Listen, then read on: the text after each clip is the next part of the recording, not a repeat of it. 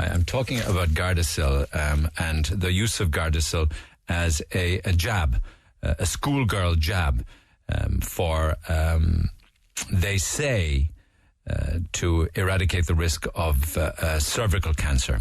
There have been fears over this vaccine, and in actual fact, I read recently that fewer schoolgirls are now opting for the cervical cancer jab, Gardasil. Now, the paperwork on this is just mountainous, particularly the amount of people who are worried and concerned about the side effects of Gardasil. Let me get straight into it. I want to talk to Don. Don, good morning.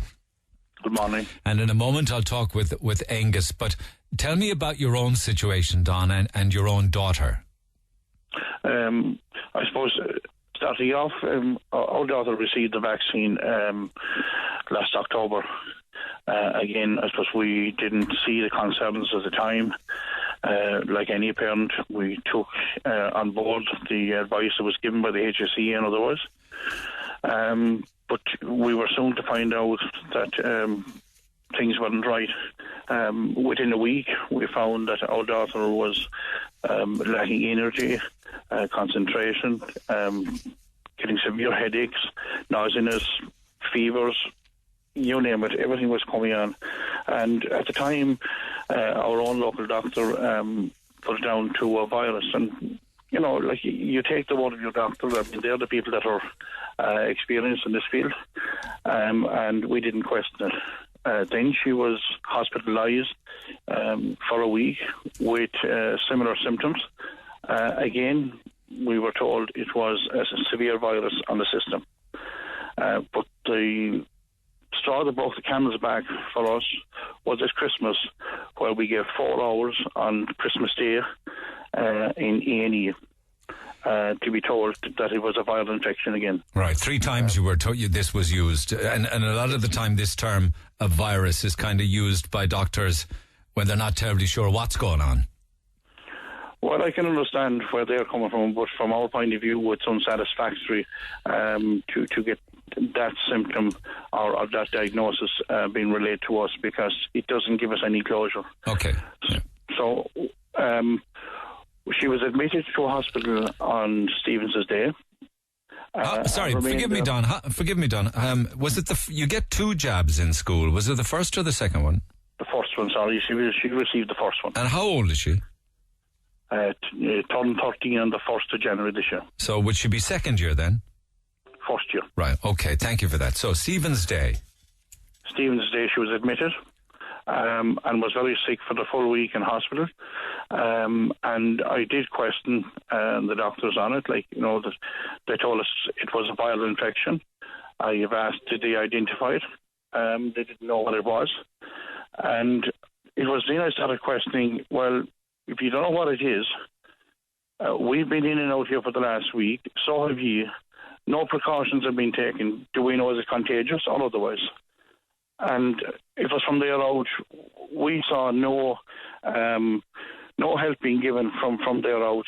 Now, when I said I'm talking about in general, I think that the staff at the hospital were absolutely brilliant, and I commend them for their professionalism. But I think information-wise is being restrained from parents on any issue concerning this vaccine. So I don't know your daughter's name, Don. Natasha. And did she recover?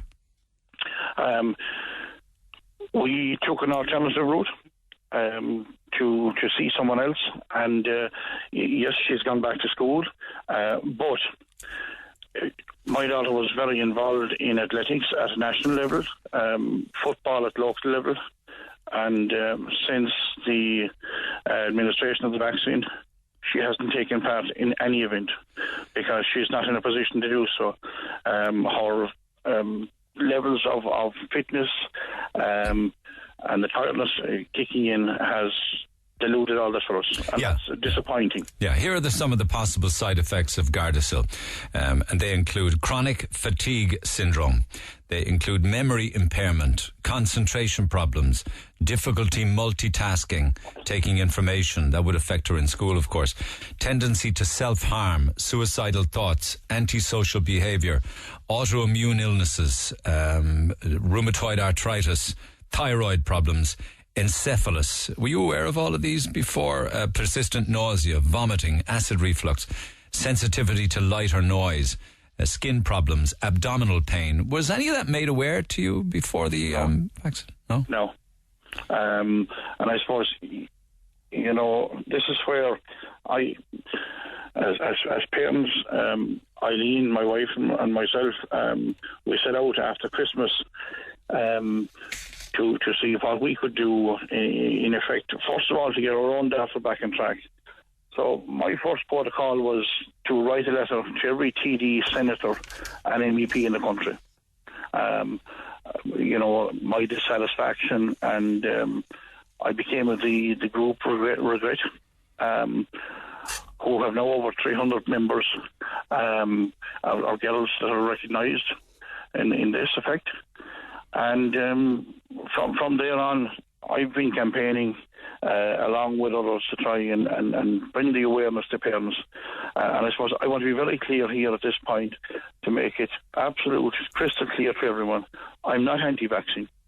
But I do believe that parents should have the full facts and the full information to make an informed consent. Okay. And I don't believe that is being given out there. Okay, because parents trust the medical profession. I think, to be honest with you, I think the medical profession are being guided on this. I think the issue of a letter from the HSE to schools last September, again in January of this year, to advise principals not to disseminate or to only distribute HSE information about the vaccine programme and do not forward any non-HSE information to parents. That to me is controlling and censoring information which has and can have a lifelong effect on the health of that child. Was your daughter asked actually by anyone before she got that jab whether she had any allergies? No.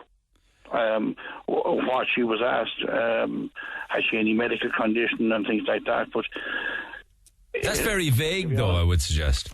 It's absolutely very vague, number one. Secondly, it was a pressurised system in our place because, unfortunately, what happened was Eileen and myself hadn't discussed it.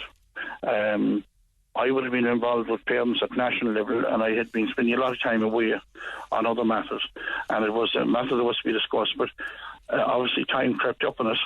And but forgive me, but you must have had to give permission, though, for Natasha to get the job. This is where I'm coming to it, that on the day of the vaccination, Eileen went to the school because actually Natasha was asked to fill getting school books. And when she arrived, she was met by the nurse that was there and said that, actually we were going to be contacting you because you hadn't signed the consent form. And in the space of a few minutes and the conversation that took part, Eileen felt that, that she was being forced into it, but at the time thought it was being done for the right reason. But we now think otherwise. Yeah. Just looking at the history of this, 178 million doses. This is some of the research I did the back of last week. 178 million doses of Gardasil have been administered worldwide. It is, of course, to prevent cancer of the cervix in later life, and they give it to young girls in first year and second year. They give them 2 doses. Cancer of the cervix affects 300 women in Ireland every year. 100 of them will die. That's just some of the backstory. The criticism of Gardasil is the financial interests protecting it. There was a former healthcare practitioner, a former doctor belonged to Merck, the manufacturers of Gardasil, who said that this was a dangerous drug, and he said that it would become the greatest medical scandal of all time. Are you aware of that, doctor? A man by the name of Bernard Dahlberg. Yes, and I suppose, to a more recent, there was a letter sent to the World Health Organization by a Dr. Lee, questioning certain aspects of this. And I think that no different than if I were to ring you on advice on something and looking for answers, I would expect a reply on that. That letter was sent in to the World Health Organization in January. I spoke with Dr. Lee on Sunday, and up to that point, he hadn't received any answers to his letter in any form of reply, nor does he expect to get a reply. His view is that they're obviously not willing to cooperate on this matter. The WHO, the World Health Organization, has concluded that Gardasil continues to have an excellent safety profile. I think that's what they said, wasn't it? That's correct, yes. Yeah. And they have sent out letters, the HSE have sent out letters to parents reiterating that, regarding that, but it's cleverly done, because the letter was, they referred to December 2015 in some of their correspondence, and the letter was sent to the World Health Organization in January 2016. Okay, it's got aluminium in it by all accounts. In actual fact, Austria has refused to include these vaccines in their schedule, and Japan no longer recommends this vaccination. Apparently, Gardasil have some relationship in America whereby the American government protect them from being sued. Isn't that the case also? Correct, and I mean that is the case that, especially in America, you can't sue the manufacturer. But I suppose from our point of view, I mean highlighting the likes of the aluminium adjuvants and the effects that they can have on the system is chronic, because. Basically, if you told anyone that you were injecting aluminium into your child, they'd say you were insane. Yes, absolutely. And it shocked me, actually, when I saw that word. But tell me of Natasha now. Does she still suffer from fatigue and tiredness and lethargy and lack of interest? Yes. And that wasn't the girl you knew before this injection? Absolutely not, and I mean that's the reason we have pushed this so strongly to fight this, because for the simple reason is I think that no one knows their child better than their parents, and we've seen from that vibrant, outgoing, enthusiastic, bubbly, bright, sparkly girl to someone who, when she comes in from school now, will want to spend maybe an hour on her own, need her own space, fatigue. I mean, she would often tell us that I just made it to the bus this evening, and yesterday evening late, there was community games competitions locally. Now, she would be very involved in all of that. To see the disappointment on her face, to attend that event yesterday, and to hold back the tears from not being able to compete. I think these are the things that parents will spot, that others will not, and understandably will not see. But she was brave enough to go there and see that, but obviously it had an effect on her. So this is the girl, this is a daughter that you don't recognise from the girl before the Gardasil vaccine was introduced into her system, but you don't believe that you don't think that it was another viral infection, and it was just coincidental, that the timing was coincidental? Again, I suppose from the point of a parent, I'm not a medical expert, but what I will say on it is it's interesting that these symptoms and changes in her life and our life has come about since she received the vaccine. But will she improve, do you think? Are you getting any medical advice to say that everything will continually, gradually improve? As I said, we've taken an alternative route, and we've seen a change. What does that alternative route involve? Well, it's non-medical, as in practical medicine. And I suppose what I would say to you on that is, why have we gone this route? We were desperate to do anything to improve the life of our child. Yeah. And I think that is the view of any parent that is put in that position. If you said to me 12 months ago about this, I would not understand it. And that would be the honest truth about it. I heard of it, but I think when you go through it, there is no better understanding. I know, firsthand. That's why I was conscious that it would be important to talk to you. Did Natasha have the MMR vaccine? Mumps, measles, rubella? Yeah. But I mean, I suppose what we, again, I suppose what I'd like to point out, and I think it's very important for parents, is the consent form was signed in our case last October. We withdrew that consent last week. Eileen and myself wrote a letter and signed it and sent it in to the HSE. So are you saying now that parents who even have consented should withdraw? Is that what you're saying to me right now? Absolutely. If they so wish. What I'm saying to you is that, if you had a concern going forward and you didn't want your daughter to receive the vaccination, you have given consent. Yes, but tell me this, what if the child then goes on to get cervical cancer? My point is very clear here, and that's what I want to say, is I will not tell any parent to vaccinate their child or not to vaccinate their child. I think my whole concern here is to get that information out. But I want to make it clear that if they want to withdraw their consent, they need to put it in writing. And what I do find very interesting in relation to this is, in particular to our own case, and I can only speak on our own case, is that we put in a letter withdrawing consent. It was sent in, it was emailed in, scanned the letter and sent it in at 20 to 4. With my phone number put at the bottom of the letter for any contact back in it. And yet, Eileen was rang at 4:04. That proves they came back so fast.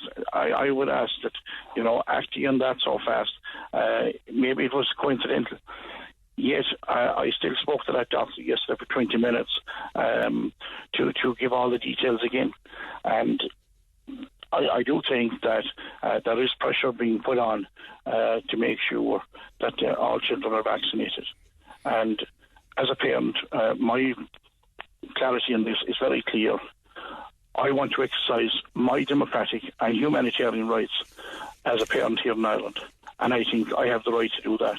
And if I feel that this vaccine is not just, or that the answers we want are not forthcoming, then I think any parent that has those concerns has the right to refuse this. Okay. What I would say to you is, in regards to your initial point, I would say this very strongly. I do not want to see any child getting hurt, either through vaccine or receiving, or going down the route of having to deal with cervical cancer later in life. This is where I'm saying that it is very clear for parents to make that informed consent. And that's why we have come along and put out a leaflet. And I would hope that schools will oblige and help us to put that through to the parents, because what we are putting out there is not fictional in any way or made up. We are putting out exact information that is coming from the extract of the package information leaflet. And that is information which I think... The possible side effects, yeah. Yes, and parents are entitled to that. And just very finally, how many, what's the number of children who've been affected adversely by the Gardasil vaccine in Ireland? Do you know the number? To be truthful, it is probably unknown because they haven't all come forward. But those that have identified themselves, it's over 300 now. Okay, all right, appreciate that. I want to talk to Angus, whose daughter also had the vaccine after the break. But thank you for taking my call, Don, for now. Appreciate it. Cheers for now. No problem. Back after these. Angus, good morning. Good morning, Neil, and thanks for having me on. Thank you for holding. Tell me about Roisin. Look, my story is the same as all the other parents you've on all the years there. Roisin was vaccinated there at the age of 13 back in 2012 in September, and she was in the group that got 3 vaccinations. So she'd go on in September, maybe November, and again maybe in March. But from when she got the first one, she had just started secondary school. Her ability to, all her marks started going down, in school. So we took that, maybe look, being to a new place, getting kind of, getting used to the whole environment, But then, in hindsight, then we saw that she was very good there at basketball and football and all that. We saw that she wasn't able to finish out games. And it came to a head in 2013 when she started fainting. Now, she was weakening all the time. We had noticed she was thrown down a lot, right? No energy. Chronic fatigue. You hit that on the head. Now, the most frightening thing of all, in September, in second year, just gone back to school, she had started to faint in July while out in holidays, and she fainted badly one night at the game of football in August. But in September, she took a faint in school in Rathmore Secondary, and the teachers on site couldn't find the pulse and couldn't find the heartbeat. That her she was dead. So she was hospitalised, ambulance called back to Tralee General, and they found nothing. There was nothing wrong. So we had subsequently made appointments with doctors prior to that, and we were straight into the hospital rolled in. Now, from that September through to the following November, we were going through doctors, specialists, consultants, you name it. She was checked out from head to toe. MRIs, CT scans, ECGs, the whole 9 yards. They found nothing. All right? But she was diagnosed, all right, with epilepsy in that intervening time. Right. She was from a very heavy dosage of medicine to treat it. It didn't treat it because she didn't have epilepsy. And that's the way we went through the system. Now, we had to take Roisin over to a private clinic in London, St. John's Elizabeth, under the care of Dr. Christopher Matthijs. Did you talk to him about the HPV vaccine? We told him, yeah, and one of his people said sometimes she was diagnosed with POTS, right? He said he took an awful interest in the vaccine because he said he was getting an awful lot of incidents of people coming from Ireland to him, right? So he has taken an interest on it. But one of his people told us that, we'll go back on that now, she was diagnosed with POTS syndrome. So if I could, postural orthostastic tachycardia symptom. Yeah. What is that in layman's terms? Layman's terms, it's fatigue, muscle pain, joint pain, headache. Everything you don't want, you have it. All right? And it's horrible for a young child to get it. Painful. Painful.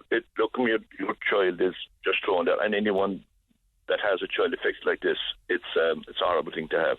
But she was diagnosed with that, which enabled her to get the tuition at home because she didn't do her junior cert. Right? She was a 9 or 10 student going into secondary. She's now doing her leaving cert. She's doing 5 pass subjects. Hopefully she'll sit and be able to pull through it. But that's our daughter. Now she's in great form. She's in good form now. She's on a steroid from London. We subsequently, in the intervening time, they had taken her to Dr. Lambert in Dublin, who deals in rare diseases. And we got a positive blood test back saying that her white blood cell count is very high, which means she has an infection in the blood. Now she's on an antibiotic for that now. But the POTS, are you saying, has anybody come out and said to you that your daughter changed because she was vaccinated? Well, I tell you, Neil, none of us that are the 305 girls or 320 girls that are together in regret, right? None of us have proof that the vaccination caused this. With no clinical proof. But what we do have, and we all say it together, all our children were perfect. My daughter was a 9 out of 10 student. She was brilliant at basketball and football. And she hasn't played, went back playing a small bit now. Basketball in the last maybe 6 months. Yeah, I know. All the girls are perfect up to when they got the vaccination. And after that, all the health starts to decline. And tell me about her personality. You say that she would have been suffering from chronic fatigue, concentration issues. Dreadful. When you're tired, you know, the thing I put on, and I don't been drinking into it, a severe hangover, you're just thrown there, right? And just thrown there, no energy. Yeah. You know, it's like until you experience, Neil, until you experience having a child like that, you won't know it. Because anytime anybody sees Roisin out, I caught a shot of Roisin out yesterday. She's perfect. She's great. Yeah, she's good that day. But she's bad the other days then. Yeah. Like she's going to school now most mornings this week at 10:20. She can't get up, you know. But like she's in good form. Then she goes off from school and when she comes through, she's going to bed. But there's a big issue here. There's a bigger. You see, I regret for farm last May. Not even 12 months old yet, right? I went to their second meeting, which was in August, in Dublin, the one where I come. There was about maybe 40 parents at it. And the theme of the meeting was that we had to go out and inform more people. So I got some literature from the meeting, and I came down to Killarney and I put it into the local Outlook, right? And we put it into the Advertiser. But in the presentation, all the side effects were bullet pointed. And it subsequently went into the Kerryman. We did a story there and things like that. In the following 5 weeks, Neil, and I got 22 phone calls from parents. It was all women. And their storyline was all the same. Their storyline matched that of, say, Roisin or Natasha. No, what they were saying was, we never knew what was wrong with our daughter until we read your piece in the paper, right? They identified it. Now, I go back to the point in where we went through nearly a year and 4 months going through the medical system, right? And thanks be to God, we had VHI, which catapulted us through it at a fast rate. And no doctor, no consultant could find what was wrong with our child. We were dealing with 2 consultants in a hospital, and there for about 5 to 6 months, in, out, tests with etc. And we walked out that front door. I'm hearing myself back in the second, back in the phone, so my apologies. We walked out that front door, and nothing wrong with your child. Your child is, you know. And nothing wrong with your child. Nothing. You said nothing wrong with it. Nothing. They could find nothing wrong with that child. They diagnosed her epilepsy, and it wasn't that. And the medication she was on was released. So there's enough of the children out there that are suffering, and there's nothing wrong with the doctors. Then it's nothing wrong with her child. It's all in her head. Yeah. Yeah, but if it is true, and it clearly is as a result of the vaccine, why do you think that the health service, or indeed the WHO, would behave intentionally so recklessly? Well, you see, they have no figures to work on. They're not registering the figures. My daughter went through the system. They don't know what's wrong with her. They never said, oh God, to the HPV vaccine did that there. If they were recording all these, they can't prove it. You try to go out and play in the sand this evening, Neil, and she'll get an infection. She'll go to the doctor, she'll get antibiotic, and the infection will be cleared. What our doctors got was an injection, and it infected. It infected their insides. I'm not a medical person, but you can't detect that infection only through very specific blood tests. But if 178, Dr. Lambert sent the doctor in Boven, the Mater Hospital, sent our blood tests out to Germany and America, and he got back the proper results. When you put your blood through the HSC, I know one person that put her blood through the HSC came back perfect. She tried Dr. Lambert, positive result. Positive for POTS? High white blood cell count, which means an infection in the blood. Yeah. No. You see, if there's 178 million of these, that's the figure I'm told, doses of Gardasil around the world. I would love to know the figure of adverse reactions around the world, wouldn't you? Well, it's an epidemic. The thing that I got 22 phone calls and I only circulated a little, it's like an advertising little program around Kerry, right? And I got 22 phone calls from that. That'll tell you the hidden epidemic that's out there. Okay. I want you to hold on there. I need to take a commercial break, and I also want to talk to Michael O'Doherty, the healthcare practitioner at michaelodoherty.com. All that and lots more besides. Our lines are open at 1-850-104-106 if you want to get involved in the discussion. Karen is standing by, Brendan is standing by, Patricia is standing by, and I'd like to hear from you too. Back after these. Morning again, Michael O'Doherty. Thank you for taking my call. Good morning. Good morning, Neil. What's the deal with Gardasil? Well, look, I suppose there are a lot of unanswered questions, Neil, and particularly when you look at the figures. I mean, you look at like Denmark, for example, they have, 1,800, close to 2,000 actually. But one of the crucial things is... Wait, you're saying 2,000 adverse side effects? now 2,000 children affected. Okay, right, okay. And France, they've set up 5 clinics, specific clinics to help the parents to deal with this issue.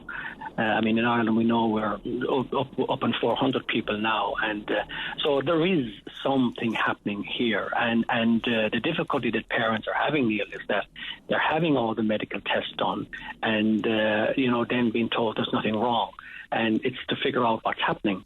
Now, I think that there is something happening, and I think what we need to look at is a little bit deeper. Particularly there, we need to look at the scientific research that shows that our body is made up of microbes, that we are more microbial cells than we are human cells. Keep it simple now, Mick. Yeah, I keep it simple, and that's what I want to explain to people. So if we can imagine in the gut, for example, that our body's made up of bacteria, microorganisms, and if we imbalance those microorganisms, so for example, if we have the Helicobacter pylori bacteria, it causes ulceration and so on. So the thing is that if for some reason or other the vaccine is administered and either the aluminium or something else within the vaccine is imbalancing the microbial system and affecting the nervous system, then this would lead to the types of symptoms that these children are experiencing, because I see them every day. Right. And I think what's happening is that, there is a nerve that travels from the base of the brain down to the gut called the vagus nerve.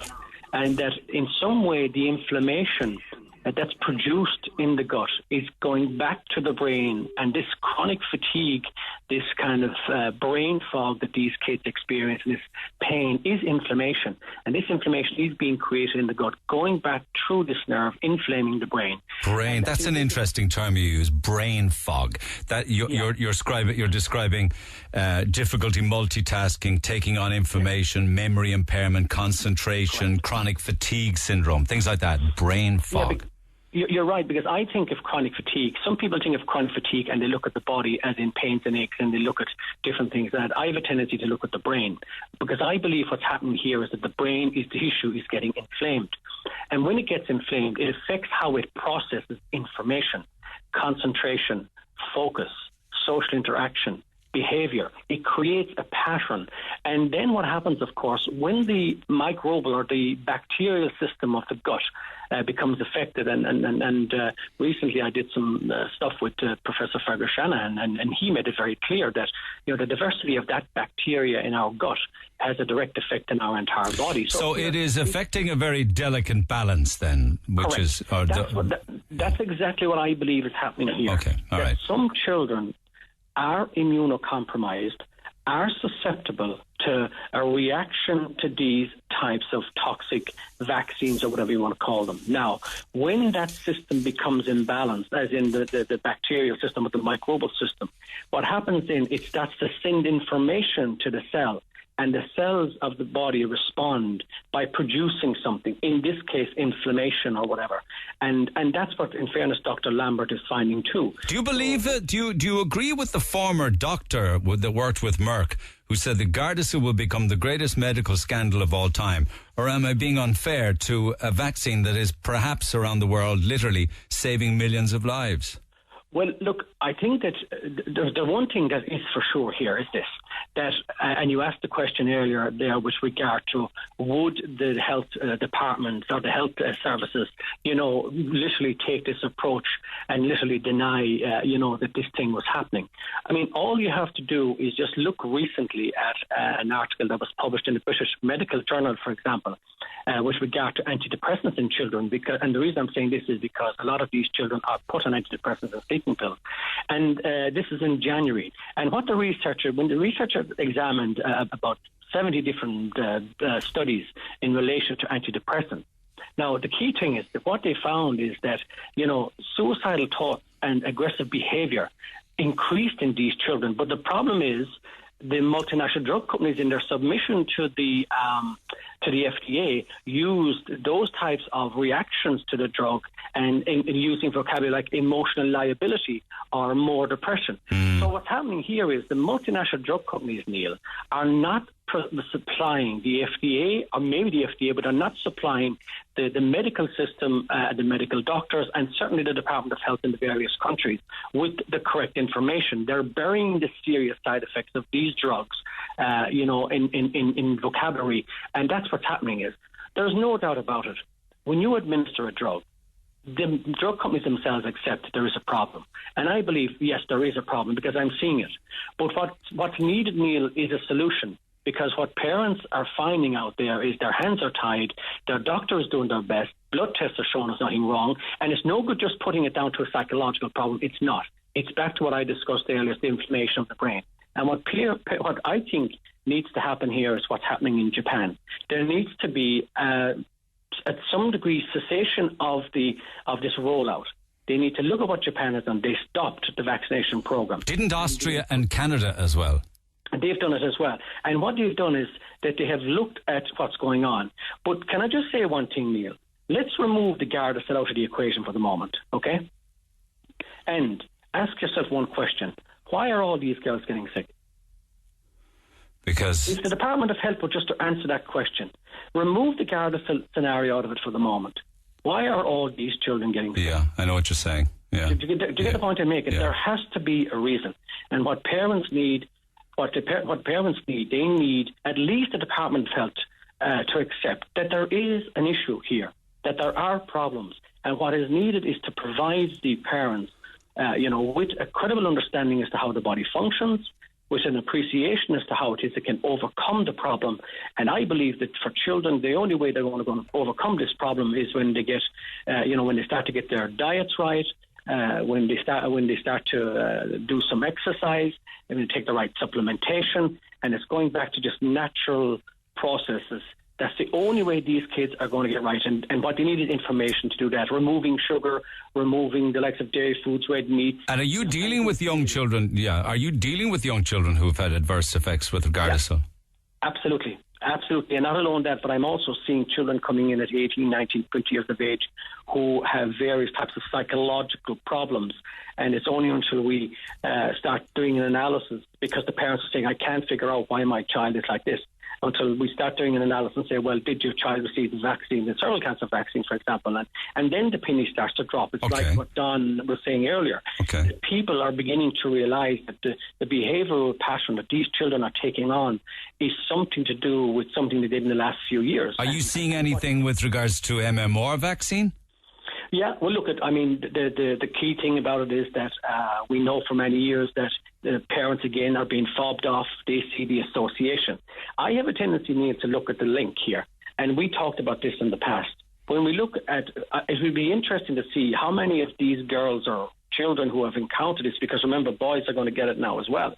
How many of these have... Wait. Why would boys get a jab for cervical cancer? Yeah, well, it's a sexually transmitted disease. Of course it is. It's HPV. It's sexually transmitted through the cervix to a boy. Correct. Yes. Yeah, from the boy, exactly. So now they're doing this. But also on top of that, and I spoke with a surgeon recently from London. So do some people think that it actually is almost like a contraceptive for safe sex then or something?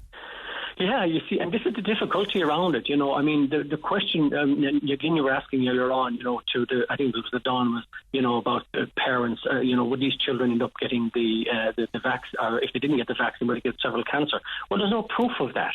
There's really no proof. I mean, there's an association between the HPV virus strain, the different strains, and cervical cancer. But like the smear tests are being carried out, and a lot of these cancers are found just by chance. So smear checks should be enough, you're saying then? Well, if you're saying I believe they're safe. I believe they're effective, and I think the evidence would show that they're safe and effective.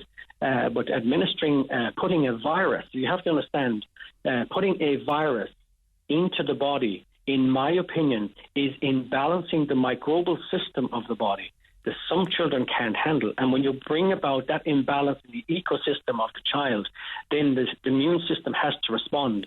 And the immune system responds by producing inflammation. And that inflames the entire body, and it inflames the brain. And when it inflames the brain, that's where you're getting the symptoms that these parents are expressing that their children have in the context of the pains and aches, the poor absorption of nutrients, the lack of energy, the mitochondrial dysfunction, the concentration, the focus, the behavior, the lack of motivation, lack of social interaction. It's inflammation that the immune system is creating to respond to the imbalance of the microbial system caused by the interaction. Do you get what I'm saying?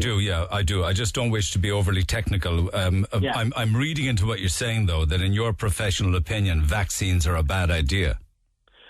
Well, I'm saying vaccines have a role to play. But what we have to say and what has to be accepted is that there are children out there who are susceptible to respond. But what parents want to know is it a good and right thing to use this vaccine called Gardasil? Well, what parents, I suppose, need to know is that if they're making a decision, that the decision is informed. And if parents are under duress and giving consent, then that consent is not even legal. So the thing about it is this, that parents can only make an informed decision if they're given the correct information. Okay. The question that really needs to be asked is, why did the Department of Health not provide the information that was provided to them, to the ordinary person, or to the parents who are telling their children have this vaccine? Okay. Did you also say, and this is perhaps another day, that you deal regularly with children who come in with issues regarding taking sleeping tablets and taking tranquilizers? Yeah, it's a big, big problem. And there's none of these, the amount of kids who are taking antidepressants now and taking sleeping pills. Because you see, parents are at their wits' end, to use this saying. They're at their wits' end because they're trying to say to the GP, look, why is my child feeling like this? And the GP is saying, well, we can find nothing wrong. It's psychological. So then it's sobbed off as a psychological problem. But how young would children be taking tranquilizers? Well, right across the world now. Right across the world, I mean, they're as young as 6.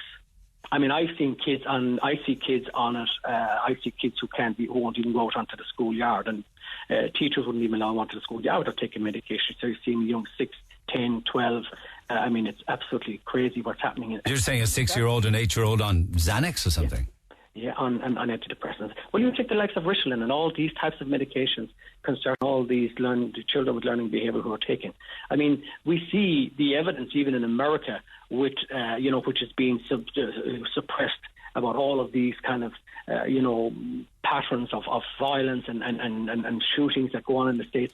The record is that it's estimated that the vast majority of these kids are taking SSRIs or antidepressants. Now, the evidence, as I said, that article that was just published in the British Medical Journal, that people should look at the hidden harms of antidepressants, which was published in the British Medical Journal in January this year. People should look at it to see for themselves that the way, and this goes back to the initial question.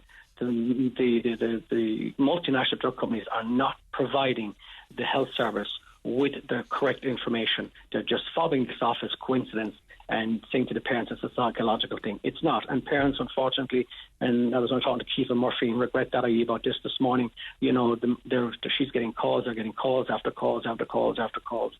And what needs to be done, I think, Neil, is that the Department of Health, at the very least, need to ask the question why this is happening, number one. And number two, what the Department of Health needs to do is to put some sort of clinic or a number of them into place to help these parents to understand the problem and at least to help them to recover their child, even if it's through natural therapies.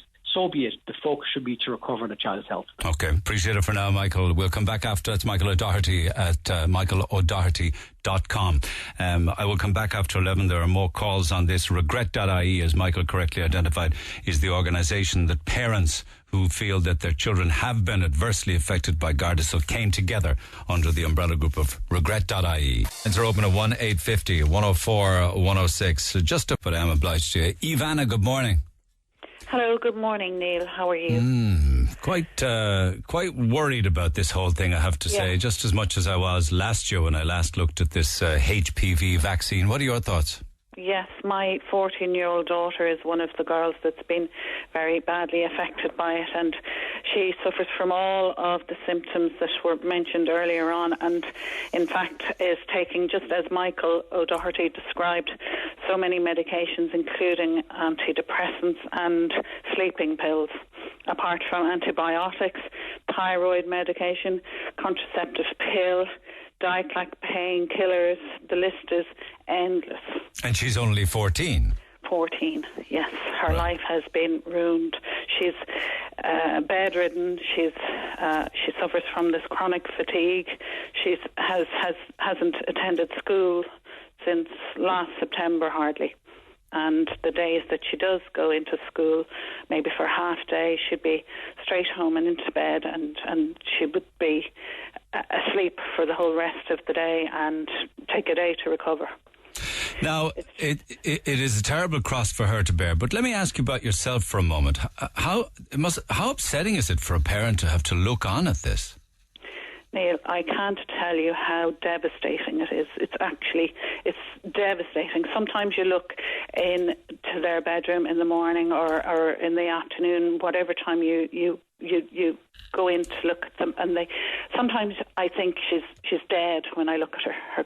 She's grey in the face. There's hardly any breathing. As your earlier guest who said his daughter fainted in school and they had no pulse for her, and she wasn't breathing and she was rushed to hospital. So, sometimes their breathing is so shallow and their pallor is just grey, and it's a devastating for a parent. Do you feel an element of guilt or responsibility for your daughter's condition? Of course I do, yes. I mean, I agreed for her to have this vaccine, and she's had all the childhood vaccines along the way that we all give to our children, and but this Gardasil one, I had no idea of the side effects of it when I agreed to it when she went into first year, and we were led to believe that it was harm. Well, there weren't very few side effects from the little leaflet I got home from school, and it wasn't until I saw the documentary on television before Christmas that I realised that all the girls in this documentary were showing the same symptoms that I'd experienced with my daughter, and had brought her many times to the doctors, and each symptom was treated separately as a different issue. And it was only when I saw the documentary and realised that, oh yes, this is exactly what's going on with my daughter, and it's very hard to put them all together because there's so many different symptoms, so many different things go wrong. One, they might have a good day, and the next day their whole system crashes and they can't get out of the bed. Constant fainting, anxiety, the list is just endless. Yeah, I'll go through some more of the side effects as are listed by regret.ie. However, did you notice a very marked and pronounced and immediate change in her personality the days after the vaccine? And if so, was it the first dose, second dose, third dose, or what? Neil, I noticed, straight away she had flu-like symptoms, and they were to be expected as they are with very many vaccines. So we treated that as you do with paracetamol and all the rest, and she had very localised swelling in the arm and very painful arm. But we weren't overly concerned. But within 2 weeks of the vaccine, she had tightness in the heart, she had constricted breathing, she felt like she was having a heart attack. And it happened especially at night time when she was trying to go to sleep, so it wasn't after physical exertion, and this was very worrying. So we went to the doctor. That was within 2 weeks of the first vaccine, and that was put down to anxiety, as often is the case with this can often start out as showing to be something that's to do with anxiety, and then all the physiological problems come in, the fainting, and as we eventually found out, we went to this Dr. Lambert, as you've heard mention, after having tests, a lot of other tests, but Dr. Lambert sent the bloods abroad and found that she has very low lymphocytes, which means her whole immune system is completely shot. So, now, was it shot before the vaccine, or was it shot? No, like all the other children that were mentioned, my daughter was very active, very outgoing, great sports, and danced all her weekends where she was involved in a dance school. She'd spend the day from 10 o'clock till 6 p.m. at dance classes. She can't get out of the bed now. 10 a.m. to 6 p.m. dancing? Yeah.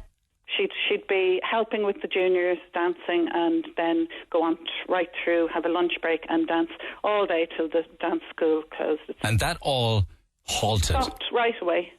Did you go back? Can't hardly. She can't go to school. As I say, she went for a half day last week, and she was in bed immediately. By 2 o'clock, she was in bed, and she was into a deep sleep, comatose sleep, for the rest of the day and the following day. And does she talk to you about why and ask what's going on? She knows there's another girl in her school who has the exact same symptoms, so they would have had the same batch. And she's in close contact with her, as I am with her mother. So they would have had the same batch, and obviously they're obviously not every child has a propensity to have the bad reaction. So some children, obviously, there's something in their makeup that causes them to have all this reaction. Michael O'Doherty seems to have a good grasp or a handle on it, and I have actually spoken to him about my daughter and hope to come and see him soon, because, as I say, we've tried everything. Now, there are those, say, who'd be looking on here, perhaps might say, it's just purely coincidental, and it was an issue of it just happened to be the timing, but not the actual vaccine. Well, as I say, Michael raised the question this morning, and it's so simple. And so, why are all these girls ill? That's the simple question. It's becoming an epidemic, and until the HSE help us to get a database of all these girls' symptoms and help us, because we're each individual trying to fight it, and we need to have assistance from the HSE and so that everyone can share their experience, and only for the regret group, some of us would still be completely in the dark as to what's happening to us. Did you halt? She didn't go on to take the second jab, no? Oh, she did. She's had all three. It was only before Christmas, just last Christmas, that I realised. Within 2 weeks of the third dose, then? Oh, no. From the first dose she had in 2013. Yeah. Why did you proceed to 2 and 3? Ill. 2 weeks after the first vaccine. Yeah, but I'm just curious as to why you continued with the vaccinations. Because I have no idea that as I say, she was diagnosed with having anxiety. Yes, okay. There was no correlation to the vaccine.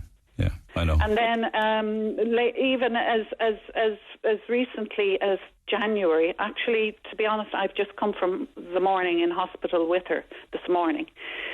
She's had a number of tumours that have grown in the last 6 months.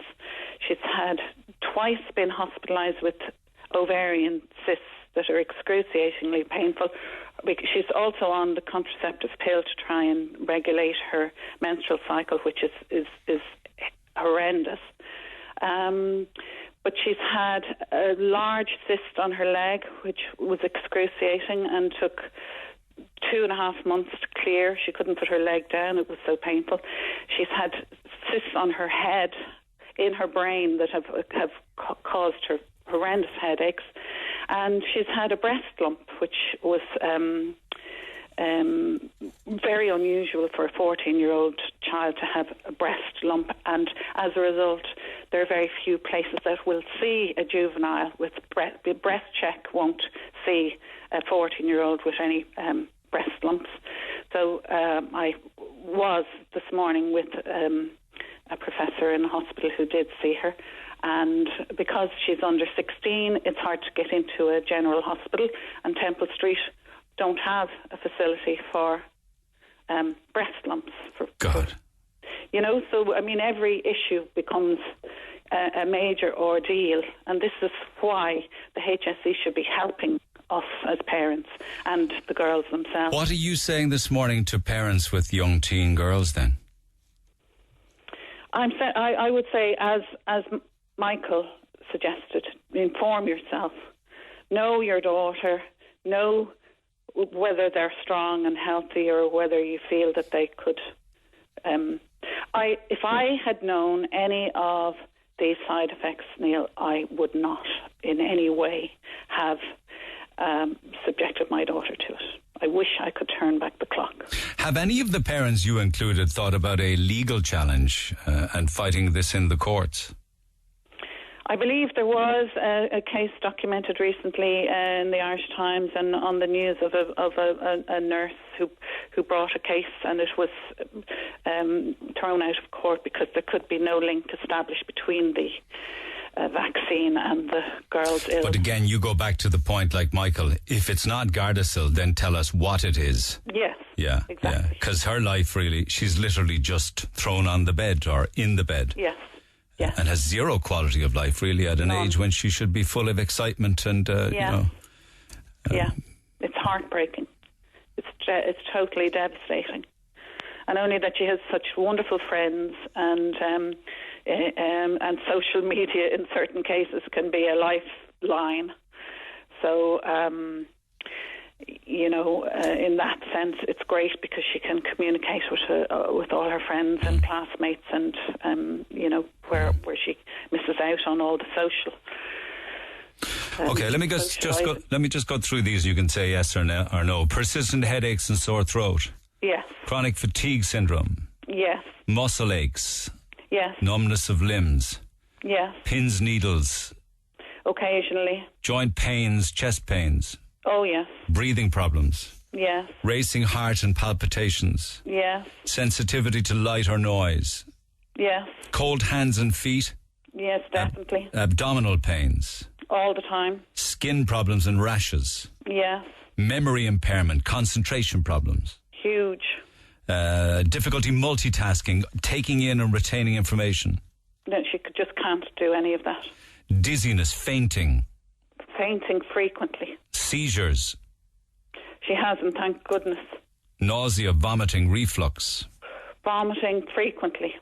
Tendency. I'm very often up half the night with her vomiting. Oh my God. Tendency to self-harm, suicidal thoughts, antisocial behaviour. In recent times, she has felt suicidal. Does she get help for that? I have applied for help for that, yes. Okay. Do you talk to her about those thoughts? Yes. Yeah. And we've spoken with our GP. Well done. Menstrual problems. Horrendous. Difficulty regulating body temperature. Yes. Excessive sweating. Yes. Frequent urination. Yes. Insomnia. She's a complete insomniac. Her whole circadian rhythm is totally knocked out, and my GP prescribed sleeping pills to help to try and put her clock back in order, and it only made her worse. That's horrendous, Ivan. It's horrendous. Thank you for taking the call. I have other mothers to speak with. Thank you so much for giving us an opportunity to highlight it, and I do hope that it helps other parents to really consider and evaluate before they decide to proceed. Obliged. Yes. Thank you for taking the call. Cheers. Back after the break. That's Ivana describing her own 14-year-old daughter. Went through the list of possible side effects of the HPV vaccine experienced by some girls. In cases, many girls might suffer multiple ones. This is not information actually that I'm reading for you from the HSE or from Gardasil. It's information that's been put together by the likes of regret.ie. We got calls on the way after these, 1-850-104-106. You see, it is perfectly normal. There's a train of thought that says that it's perfectly normal for reports of, reactions to pour in, even for safe vaccines.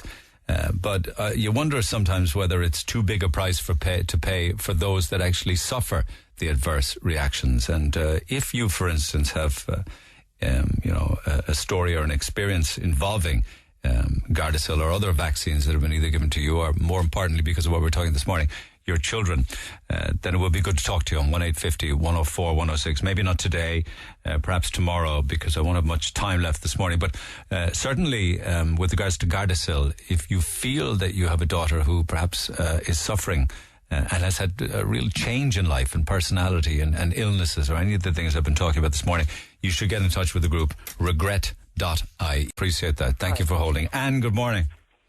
Good morning, Neil. What's on your mind, Anne?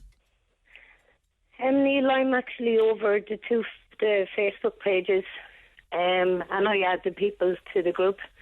to regret group. I've had a terrible weekend. I've got phone calls from parents of girls that's ended up in hospital with seizures. Girls not being able to talk, walk, eat. Just totally devastated. So, why this weekend? because they only got the vaccine on last week. Oh, I see. Friday. Okay. So these reactions you're talking about were quite immediate then? Yeah. We have girls that have reacted within 5 minutes of getting the vaccine that has seizures ever since. Sorry. It's all a bit too quick, isn't it? Yeah, it's just appalling at this stage. I'm getting calls up to 2-3 o'clock in the morning from parents in hospitals that's devastated. Don't know what's wrong with their daughters. The doctors don't know what's wrong with them. I'm just all over the place. I've 3.5 years with my own daughter of going back and forth to hospitals, no answers, no tests being done. You know, you're just left there. We're all being left, girls with no schooling. I've 20-year-old girls just contacting. Just appalling at this stage. I'll tell you the truth. I'm absolutely devastated at this stage of the damage that's been done to these girls in this country, and nobody. I've gone to the ombudsman last May. My daughter emailed them. I'm waiting months even for them to even get back in contact with me. You know, it's totally devastating at this stage, the damage. You've been to the ombudsman with what in mind? To have Gardasil withdrawn from the Irish market? No, just to get actual help. My daughter only got counselling yesterday. I've been waiting 3 years nearly for this. She's gone in and doctors can't help her. She went in to psychologists and they said that they couldn't help her. Then you have doctors saying go here, go there. I go to the places and the doctors say they don't want to know. They don't want to know. I'm actually going now and I'm not even mentioned the vaccine and it's in her file, and the doctors still don't want to help her because it's in her file. You know, when you report the vaccine, it's in her file. So we went to a hospital, and when the doctor seen it, he didn't even take her on. So now I actually have to go from... Did he say, I mean, but what did he say? Did he say, it's outside my area of expertise? The vaccine can cause non-epileptic seizures. But we have rakes of girls in the group with non-epileptic seizures since.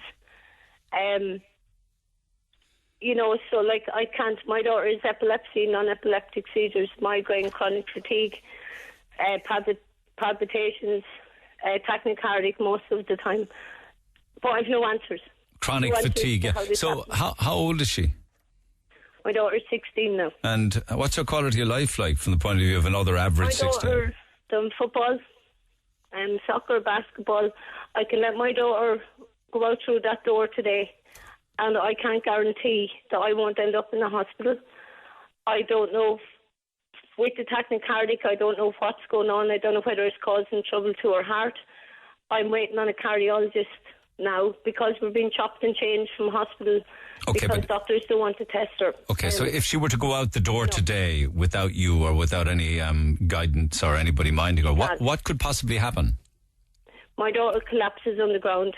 Upon standing, she can collapse on the ground. I've waited for a long time. We went private to try and get a test done.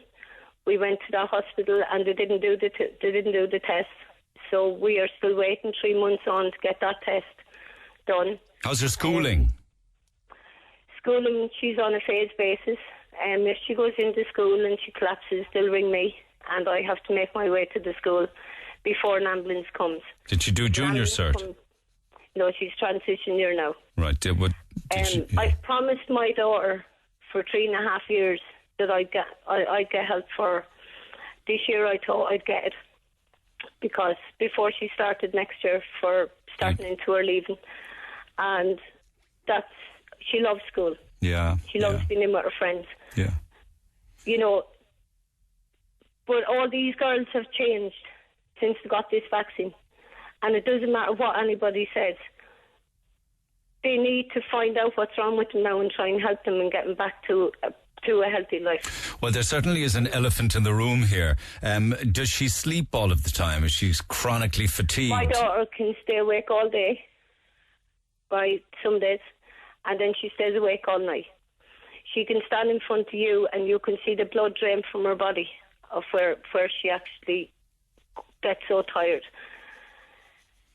Most of the time now, like she's there now, and she's not in school today.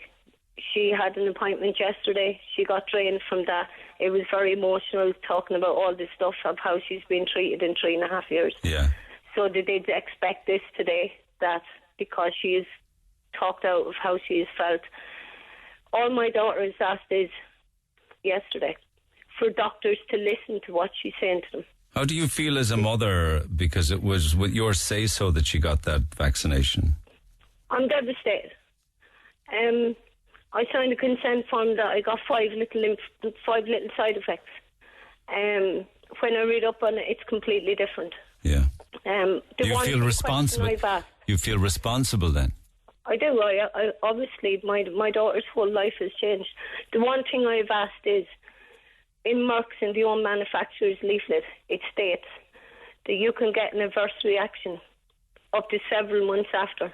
I want to know how you can get a sore arm or a headache or a bit of nausea several months after this vaccine. And I've asked, what are these side effects or adverse reactions you can get months after a vaccine? Yeah, and no one can answer that. And over the weekend, just finally, because I'm just conscious of my time here, you're saying that your helpline, which you man, and your Facebook page, which you look after, is getting calls from parents who are beside themselves with worry and upset, saying, my daughter got a vaccine last week, she can't move, she can't walk, she can't talk, she can't see. In hospital. She can't see. These girls are in hospital at the moment because they don't know what's wrong with them. They don't know that's the problem. And this is days or hours after the vaccination? This one girl was actually that evening, and one girl was on Sunday. And my biggest fear is now that when they leave this hospital, if they get okay, that in a week's time they start collapsing or they get the fatigue, and then it's brushed to these girls. It's all in their heads. My daughter has been told, even with epilepsy, my daughter's been told, you do know, Carla, and you do this to yourself. You're doing this to yourself? Yeah. My daughter was told at 14 years of age, you do know, Carla, and you do this to yourself. So my daughter collapses. My daughter can't play sport, can't go to school, but she does all this to herself. Yeah. And how is she with regards to her mental health? Is she on any medication for that, or depression? She's on epileptic medication. Epileptic medication. That's all at the moment. Right. Okay. She's on reflux tablets because she had inflammation of the stomach and bowel. But this is appalling. These are only bits of the stories. I can tell you another part. I know of a young girl that went into a hospital and was asked to perform her act. This girl is taking seizures and was asked to perform her act, 13-year-old girl. Actually told to go into a seizure? To perform her act. I have another girl who... What do you mean by that? Forgive me, I don't understand that. Because the doctor actually asked the girl to perform her act. So make whatever you want of that. Oh, that she was acting? Yeah. Okay. Another girl... The doctor stated her daughter was a drama queen. I'm hearing stories that's appalling. These are only bits of them. Okay, I'm going to pick up on it in the morning. Perhaps we'll have an opportunity to talk again. Is there a Facebook page or a helpline that you can share with me now? I know we have regret.ie. What else? There's actually a link on regret.ie page to the Facebook page. Okay, appreciate that. I'm going to put you back on. Go on. I won't tell anybody not to give a vaccine. But listen to the stories. Go on to regret.ie, read the stories, get the information on the vaccine. Okay. Go to the manufacturer's site and get it. Okay. Okay. Educate yourself before you give it and sign a consent form. Okay, well, listen, if you have more that you wish to share, I'm happy to talk to you, but not today. So I'll put you back to Emer now, and we perhaps will talk again soon, all right? Okay. Cheers for now. Thanks Take very care. much. Okay, our lines will stay open on this. I promise you, 1-850-104-106 if you want to pick up the phone. If, for instance, you have a story that you would like to share and you just want to get it down on paper, feel free to email neil@redfm.ie. There's a protest underway outside a farm in Nova